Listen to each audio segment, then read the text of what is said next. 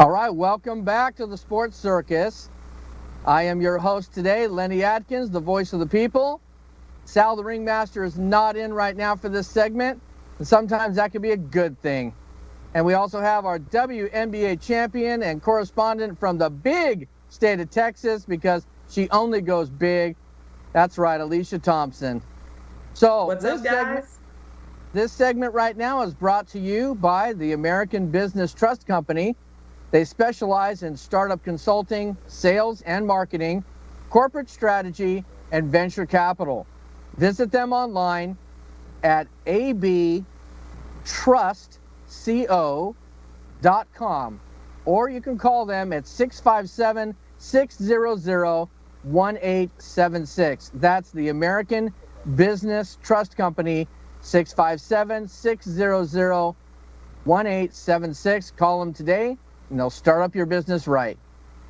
So, guys, we were talking about in the last segment our NBA picks.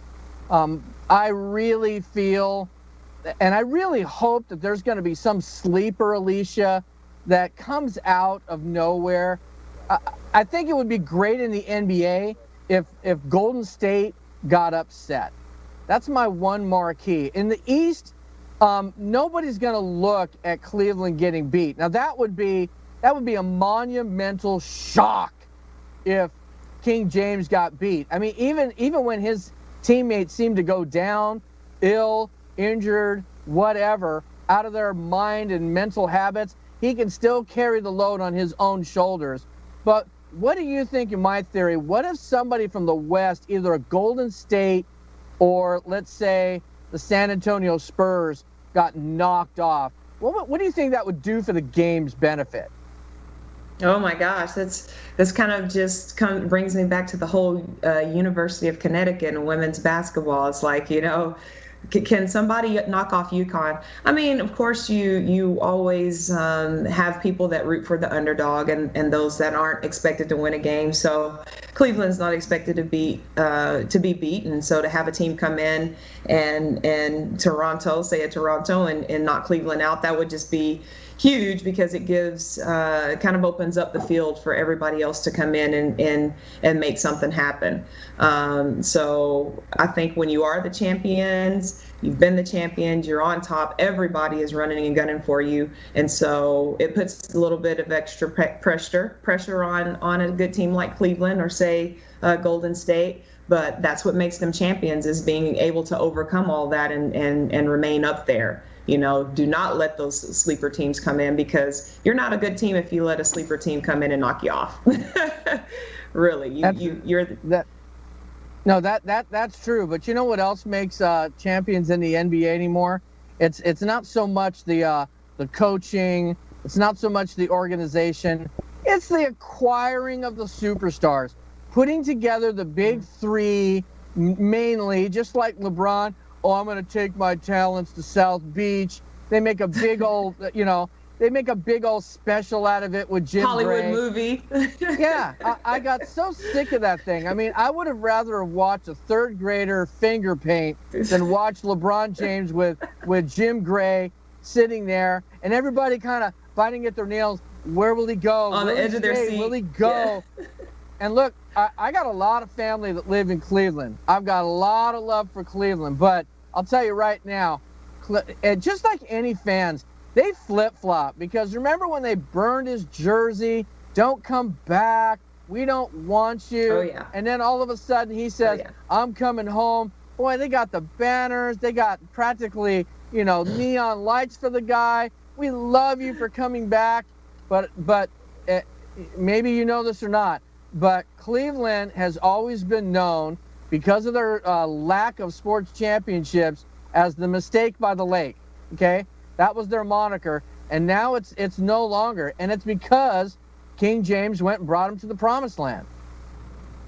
Yeah, I mean, they were happy to get him back. I think they did treated him.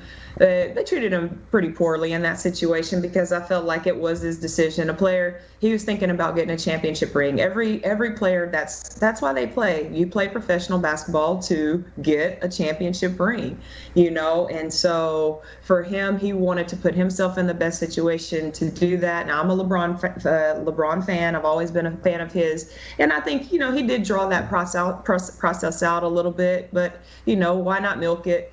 He was in the situation. He brought a lot of attention to himself, and I think he kind of took advantage of that and tried to just prolong it for himself. But he did go to Miami. They did get a championship. I supported him there too. I support whatever team that he plays for. But it did look good for him to go back to his hometown, and I think it was a good thing for the city to have him back there. Obviously. Right. Very good thought. Hey, we're going to go ahead and end this segment now. With our last thing that we do. It's a tradition. We do our shut up segment. Anything that you want to say shut up to. It could be in the world of sports. It could be a boss. It could be a neighbor. It could be your dog. Whatever you want to tell somebody to shut up. That's exactly what we're going to do right now. Alicia, do you have somebody in mind that you want to tell to shut up? Well, let's see. I was driving in traffic today and a car kind of cut me off, and I didn't say anything, but just in the back of my mind, I just really wanted to say, shut up and get out of my way. Very good. I got a couple of them. How about a real quick side one? I'm going to tell Sal, the bookmaker, to shut up because I think the Celtics are going to win tonight, so he's going to have to put up and shut up with a meal that we bet on. The one that's a little side note that has nothing to do with sports will be my younger daughter's soccer this year. They won their CIF and state championships, and then the coach gets up to make a speech, and she says, "I'm not going to make this a play-by-play of the season," and that's exactly what she did. I mean, it was so long that she should have started it off with "Once Upon a Time," because it was a story putting everyone to sleep.